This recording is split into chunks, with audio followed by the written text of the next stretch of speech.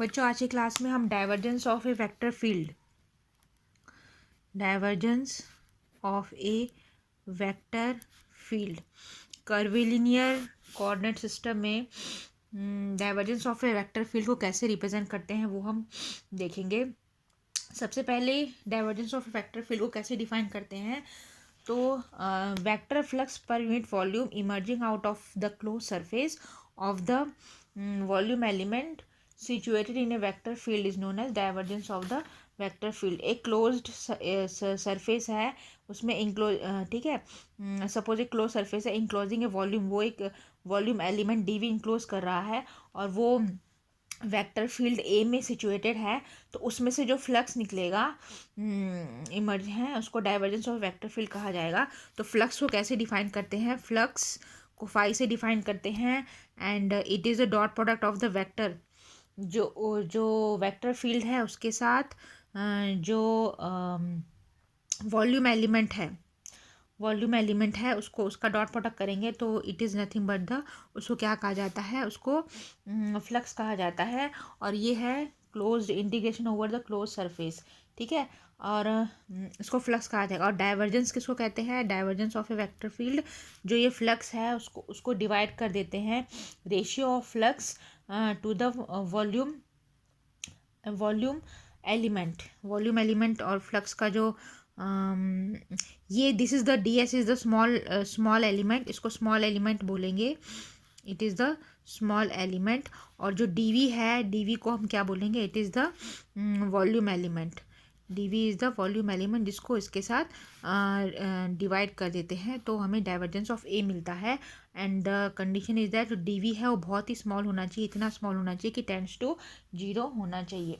तो एक curvilinear coordinate system में सपोज एक वेक्टर फील्ड है जो रिप्रेजेंट किया जा सकता है कर्विलिनियर कोऑर्डिनेट सिस्टम के द्वारा। ये U1 है, U3 है, U2 है, इसका पैरेललोपाइप्ड हम बनाएंगे इस तरीके से, पैरेललोपाइप्ड कर्व शेप में आपको बनाना है, it is all about curve.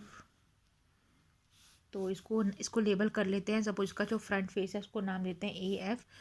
ये एक पॉइंट है ओ जहाँ पर तीनों जो एक्सिस हैं वो इंटरसेक्ट है, उस पॉइंट को ओ बोलेंगे। इसका फेस है, इसको इस फेस का नाम दे देते हैं ए एफ जी डी, और ये हो जाएगा ए बी सी, और ये हो जाएगा ए बी ई एफ।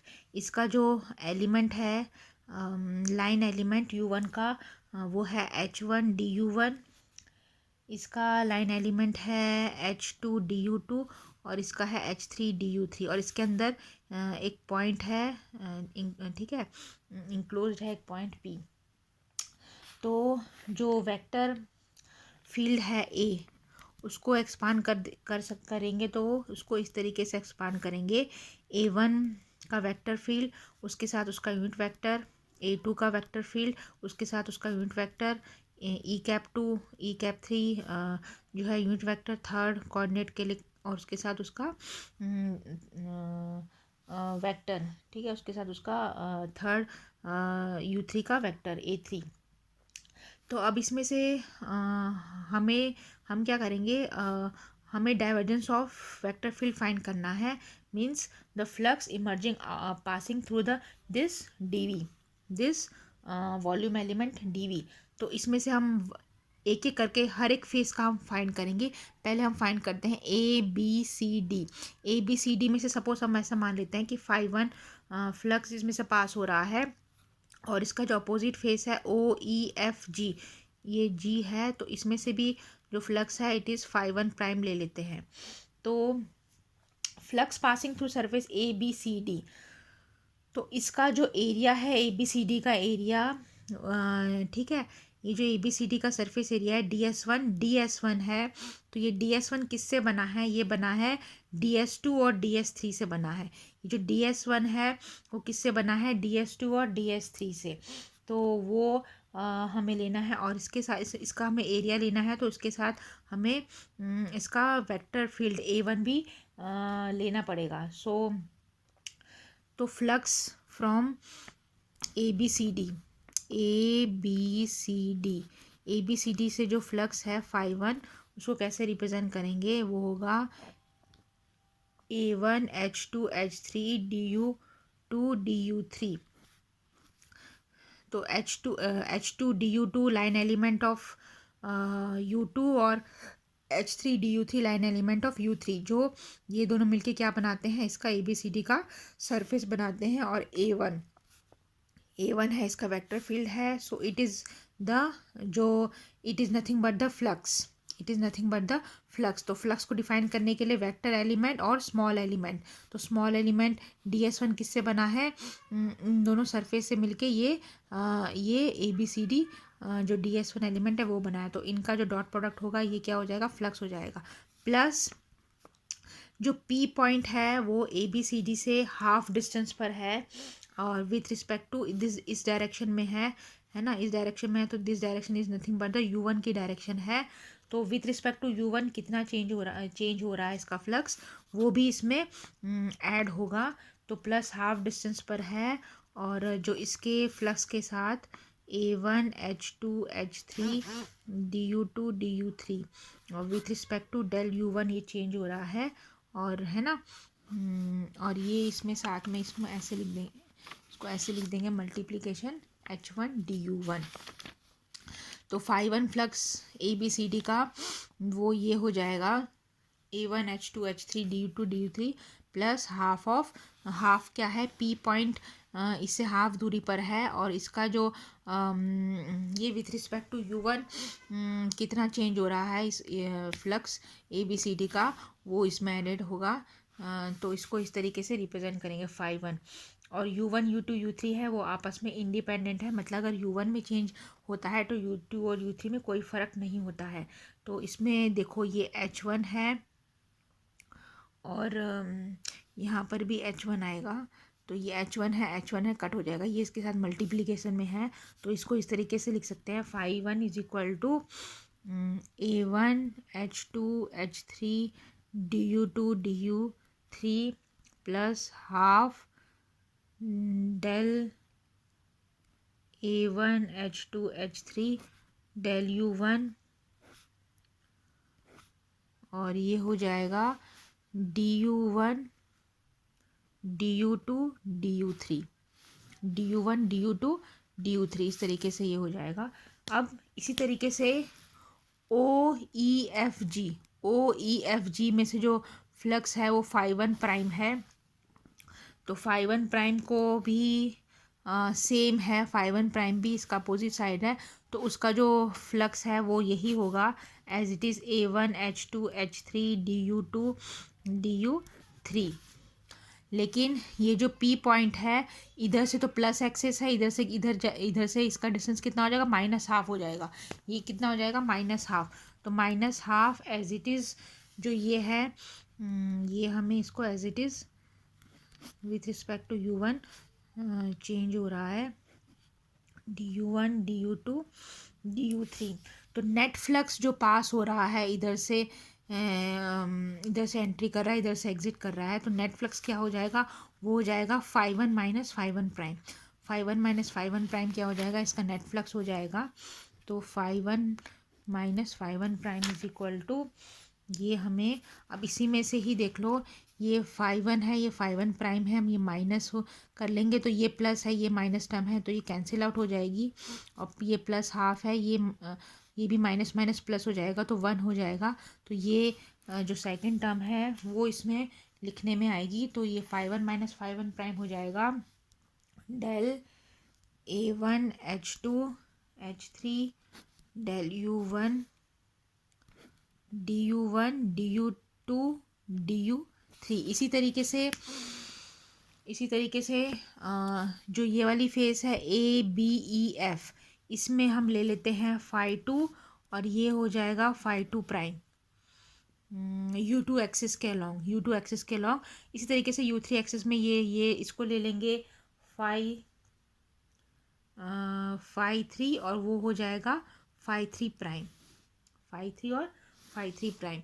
तो इनका भी नेट फ्लक्स हमें ऐसे ही फाइंड करना है।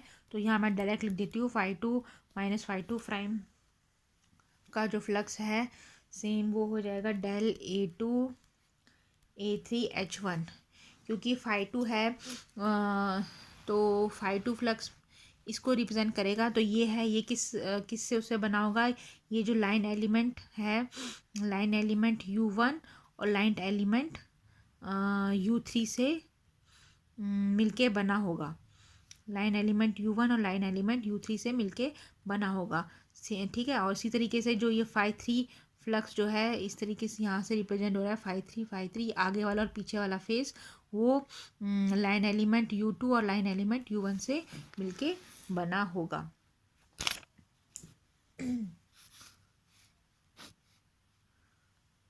तो ये हो गया del U2 du1 du2 du3, और ये है phi three minus phi three prime, इसका हो जाएगा net flux del A3H1 H2, ये है H3 del U3, और ये हो जाएगा du1 du2 du3।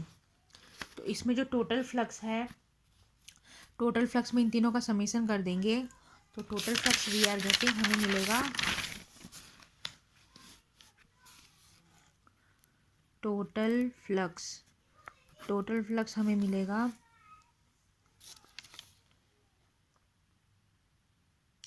Total flux phi से उसको बताएंगे तो क्लोज इंटीग्रल ऑफ A.ds, तो ये हो जाएगा, तीनों को ऐड कर देंगे A1 H2 H3 upon del U1 plus del A2 H3 H1 del U2 plus del A3 H1 H2 del U3, ये हो जाएगा du1 du2 du3।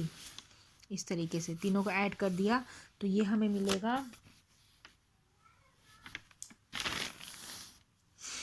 अब जो dV वॉल्यूम है, वॉल्यूम ऑफ इनक्लोज सरफेस, उसको dV से बताते हैं। It is equal to dl1 dl2 dl3, length breadth height, multiplication of length breadth height. तो उसके लाइन एलिमेंट लिख देने हैं dl1 dl2 dl3 के, तो वो इस तरीके से ये हमें dV मिलेगा। अब हम क्या करेंगे, ये वाली जो इक्वेशन है इसमें H1 H2 H3 को मल्टीप्लाई और डिवाइड कर देंगे।